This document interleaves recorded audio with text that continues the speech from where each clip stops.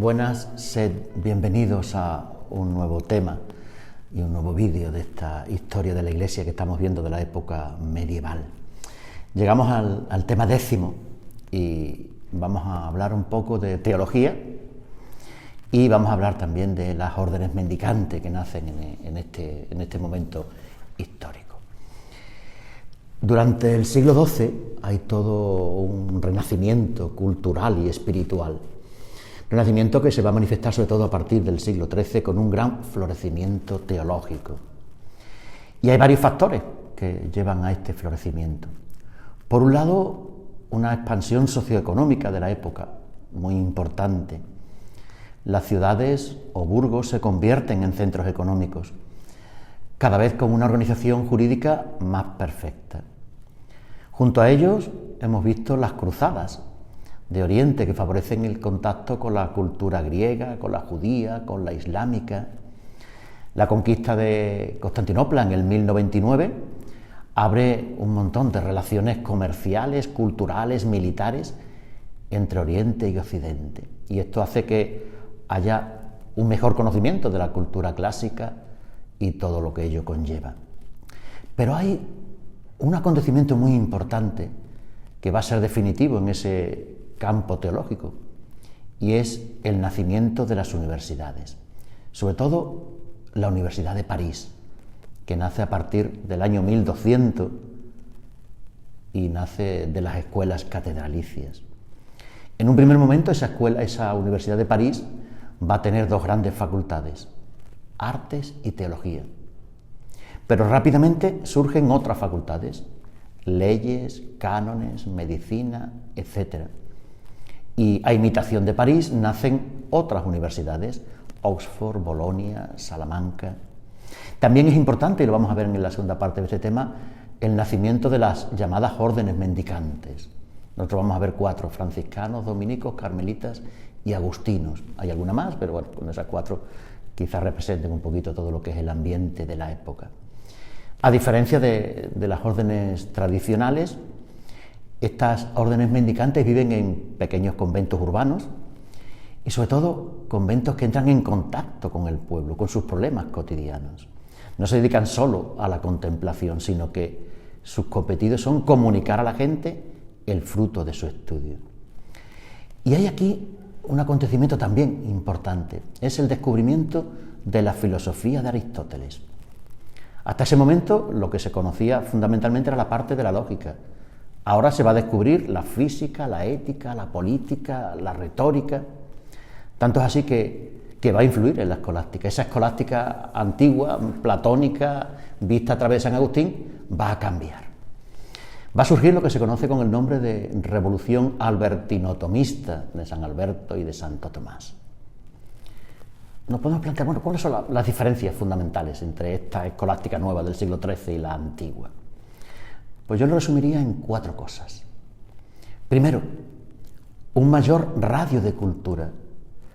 Hay un mayor estudio de los problemas y, como fruto de esto, un tratamiento completo de todas las partes de la teología. En segundo lugar, la obra de Aristóteles nos hace conocer mejor también la patrística griega.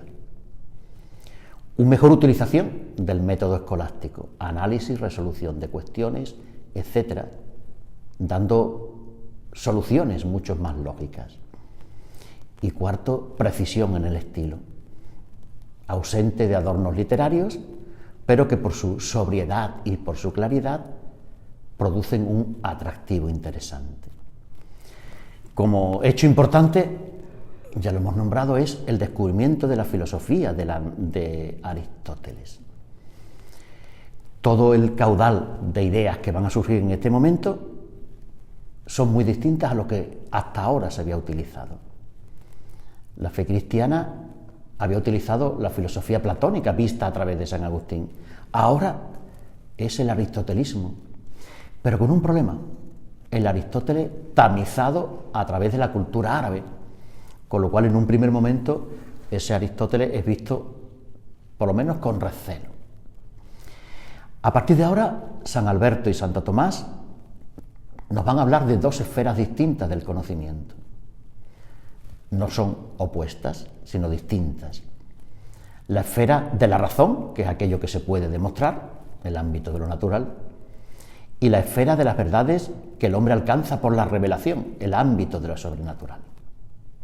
Por lo tanto, la teología pasa a ser ciencia de verdad, ciencia especulativa, ciencia de lo revelado, es decir, una ciencia que nos da un conocimiento explicativo de las estructuras del orden salvífico sobrenatural. Y aquí podemos hablar de esa gran revolución de la teología escolástica y de ese avance enorme. Bien, pues dejando a un lado ya esta primera parte de nuestro tema, de esa revolución teológica, nos metemos en la segunda, que son las órdenes mendicantes, que han ayudado también a esa revolución teológica.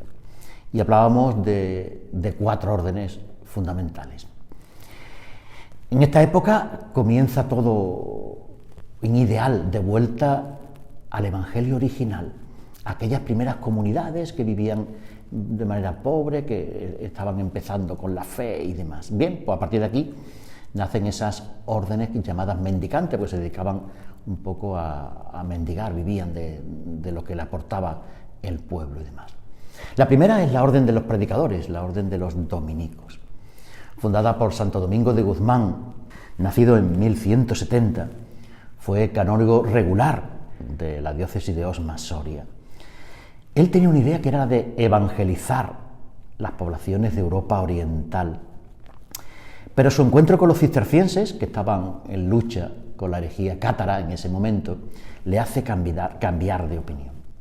Él se da cuenta que los cistercienses están predicando contra la herejía cátara, pero desde el fasto de la corte pontificia y demás, mientras que los cátaros están anunciando el evangelio, o su evangelio si queremos decirle así, desde la pobreza, desde ese ideal evangélico.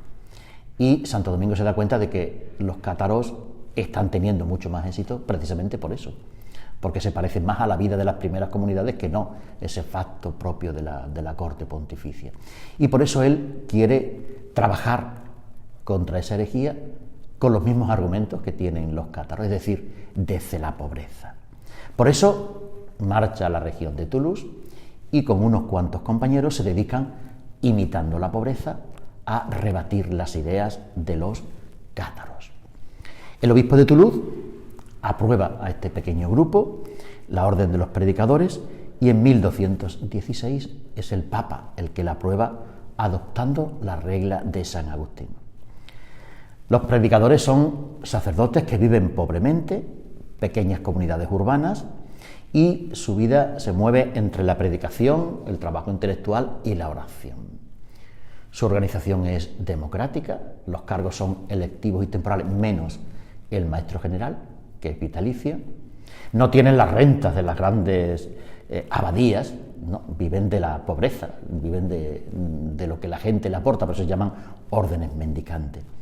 Se dirigen a la gente de la ciudad, enseñan en las universidades, incluso, veremos un poquito más adelante también, cuando hablemos de la Inquisición, son encargados de dirigir el tribunal de la Inquisición. Santo Domingo propone un camino espiritual que comienza con la penitencia. Para él, sin penitencia no hay vida religiosa. Y esta penitencia consiste en renunciar al mundo, vivir la mortificación, renunciar a los placeres y bienes de este mundo por medio de la castidad, de la pobreza, de la obediencia. Él habla de una pobreza real que libere al alma. Y esta pobreza exige que se viva en un régimen cenobítico, común a todos los frailes, cumplido en un convento. No se posee jurídicamente nada, solamente los bienes que son necesarios para vivir y para su predicación. Se entiende que se tienen que asistir unos a otros en la vida en común y que esto facilita incluso la oración. Su vida espiritual se propugna a través de la oración, la predicación, la dirección espiritual y la enseñanza. Ahí es donde se encuentra Dios. Y todo esto desde la confianza en Dios. Este quizás es el punto sobre el que más se va a apoyar Domingo. Él tiene una plena confianza en Dios. Es lo que vive a lo largo de toda su vida. Confía en el más allá, confía en la providencia, y esta es la que le va a guiar por su camino espiritual y por su camino de lucha contra la herejía.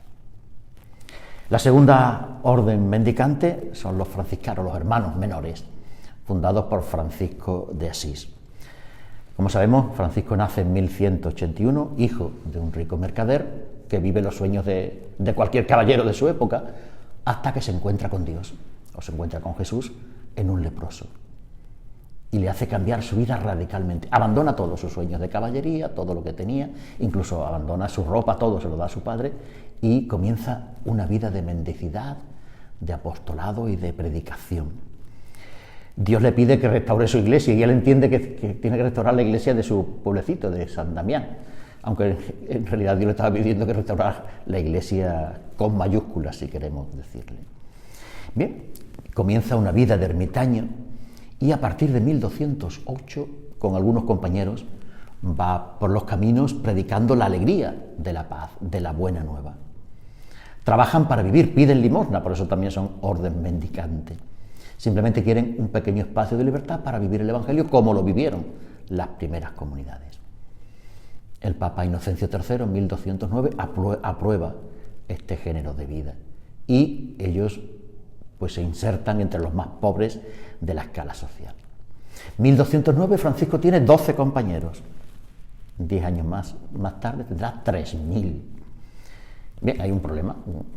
Francisco fue un santo con mucho carisma, pero la cuestión organizativa la llevaba un poquito más floja. Entonces, la Santa Sede se ve que esto se puede ir de las manos. Entonces, Francisco hace una regla, pero una regla que solamente tiene unos principios espirituales y no tiene una buena organización. Por eso, el Papa va a nombrar a un cardenal, el cardenal Ugolino de Conti, que es el encargado de ayudar a Francisco a más o menos organizar esta orden religiosa. Cuarto Concilio de Letrán, 1215, Francisco viaja a Roma y allí se aprueba el reglamento de los menores. Francisco y Ugolino, el cardenal Ugolino, acuerdan reunir en capítulo a todos los hermanos menores. 1217 se reúnen más de 5.000, primer capítulo, y empiezan a organizarse la congregación incluso fuera de Italia, en provincias. En el segundo capítulo, Francisco va a pedir a los hermanos que vayan a evangelizar a los infieles. Desde 1214, la congregación va a tener problemas, dificultades. Cada vez entran más personajes en esta congregación. Pero ¿qué sucede? Que entran sin control, sin prueba, y eso hace que entren gente muy preparada y gente sin ninguna preparación. Entren sacerdotes y entren laicos. Por lo tanto, toda esa mezcla, sin una verdadera organización, hace que la orden de los frailes entre en crisis. Incluso Francisco va a tener que tomar medidas drásticas, echando de la orden a mucha gente, incluso a provinciales. 1221, Francisco presenta en el capítulo general un texto que exige el que se cumplan aquello que el Evangelio había vivido en los primeros siglos. Ugolino le sigue insistiendo a Francisco de que haga unas reglas nuevas. Lo hará en 1223, su testamento espiritual. Pero la congregación no marcha hacia adelante. De hecho, Francisco se retira a la contemplación y la oración. 1212 también aparece un personaje muy importante en la historia de la Iglesia, una aristócrata de Asís, Clara Ofreduccio, que, atraída por la espiritualidad de Francisco, decide vivir también en pobreza en la iglesia de San Damiano junto a un grupo de amigas. Y aparece también lo que es las hermanas clarisas. Francisco le da a ella también una regla a la manera de los frailes menores. Además, Francisco va a promover a los laicos a que se agrupen en comunidades piadosas. Y 1221, Francisco le escribe para precisar sus ideas. El cardenal Ugolino saca un reglamento y nace lo que se conoce como la Orden Tercera, donde no es necesario ser clérigo, sino vivir los ideales del Evangelio. No hace falta ningún tipo de voto. Navidad de 1223, organiza un Belén viviente, el primer Belén, que luego hemos ido copiando hasta este siglo XXI en el que estamos. Además, queda marcado por las llagas al año siguiente. Canta al amor, a la naturaleza, al Dios creador, el cántico al hermano Sol que todos conocemos. Intenta intervenir también en las disputas de los distintos señores locales. Muere el 3 de octubre de 1226 y es canonizado 2 años después. La Orden de los Hermanos Menores tuvo muchísimas dificultades para salir adelante, pero no podemos negar que Francisco, por supuesto, es el santo más popular de la Edad Media, y aquí me permito yo una licencia diciendo que no solamente es el santo más popular de la Edad Media, yo creo que es el santo más popular de toda la historia de la Iglesia. Si hablamos de Francisco, todo el mundo conoce a San Francisco, sea creyente o no sea creyente. Tercera orden mendicante, los carmelitas, la orden del Carmelo. Su fundación se coloca sobre el siglo XII, 1156, San Bertoldo, un caballero cruzado, hijo del conde de Limos, se retira al Monte Carmelo y allí, junto a un número de amigos, un número elevado de amigos, funda una congregación. Se retiran a orar en una cueva que decían que era donde había estado el profeta Elías. Hay un monje griego, Juan Focas, que hace un viaje a Tierra Santa en 1177 y que escribe sobre este grupo que se ha encontrado en el Monte Carmelo. Se autodenominan ermitaños de Nuestra Señora del Monte Carmelo y llaman padre al profeta Elías, porque todos los carmelitas van a mirar siempre a aquel profeta como un modelo, como un ejemplo. Poco a poco este grupo va creciendo, el grupo que forma Bertoldo de Calabria. Su sucesor es Brocardo y en la época de Brocardo el patriarca latino Alberto de Jerusalén traza la primera regla, 1208, una regla austera, y en ella se ordena que haya un prior elegido unánimemente y que se dediquen a la meditación y al oficio divino, que todo sea en común, no tengan nada propio y que los domingos haya un capítulo de culpas. Además también piden que se ayunen desde la exaltación de la Santa Cruz hasta el domingo de Resurrección y que no coman carne, exceptuando cuando haya enfermedades. La situación en Tierra Santa es difícil y por ello tienen que abandonar el Carmelo y se marchan a Inglaterra, concretamente a Aylesford, donde se elige como superior a San Simón de Stock. San Simón de Stock va a ser el que va a dar la constitución definitiva a la Orden del Carmelo. Pide al Papa Inocencio IV su aprobación y este manda a 2 dominicos que cambian algunos puntos de la regla. Concretamente, una orden que era de eremitas, que vivían en celdas separadas, se convierten en una orden cenobita. Y se dedicaron desde este momento al ministerio apostólico. Rápidamente se propagan por toda Europa. Llegaron a tener en tiempo de San Simón de Stock 40 conventos en Inglaterra. De Inglaterra pasan a Escocia, Irlanda, Países Bajos, Marsella, Aquitania, España, Sicilia, etc. Y luego entran en los grandes centros universitarios, Cambridge, Oxford, París, Colonia, Treveris, Maguncia, etc. Y a partir del siglo XIV nos encontramos ya con sus grandes teólogos, con sus grandes doctores. Y terminamos el tema y lo que estamos hablando de las órdenes mendicantes con la cuarta orden mendicante, los agustinos. De los canónigos regulares de San Agustín distinguimos a los ermitaños de San Agustín, cuarta orden mendicante. Se constituye en el siglo XIII y queda registrada a partir del XIV, 1303, por una bula del Papa Bonifacio VIII. En este momento están surgiendo muchas comunidades que siguen la regla de San Agustín. Hay en el 1215, en el Cuarto Concilio Lateranense, un canon en el que se pide que por favor no se creen más órdenes religiosas de este tipo, sino que la gente que tenga vocación, que entre en alguna de las ya existentes. Inspirados en este canon 13 del concilio de Letrán, el cuarto, el Papa Alejandro IV, 1256, convoca en Roma una reunión en la iglesia de Santa María del Popolo, en el convento, y convoca a los superiores de distintas ramas de estos agustinos, guillermistas, guabonistas, ermitaños toscanos, hermanos de la penitencia, etc. Y le pide por favor a todos ellos que se unan, que se fundan en una sola congregación. Y nace la Orden de los Ermitaños de San Agustín. Queda como superior Lanfranco de Milán, que era el prior de los juanbonistas.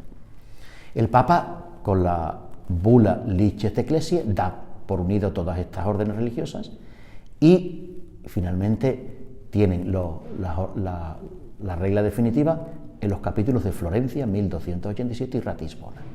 Se propagan rápidamente por toda Europa. La primera mitad del XIV son ya 15.000 monjes y 25 provincias con 300 conventos. Poco a poco fueron creciendo hasta que llega la Revolución Protestante. Y una de las razones por las cuales crece fue que congregaciones enteras se van anexionando a esta nueva congregación de los ermitaños de San Agustín. Bueno, aquí terminamos este tema 10º de esta historia de la Iglesia medieval, donde hemos visto una primera parte, ese avance de la teología escolástica, sobre todo a partir del descubrimiento de la filosofía aristotélica, y las órdenes mendicantes que van a apoyar también todo este trabajo intelectual. Un saludo y nos vemos.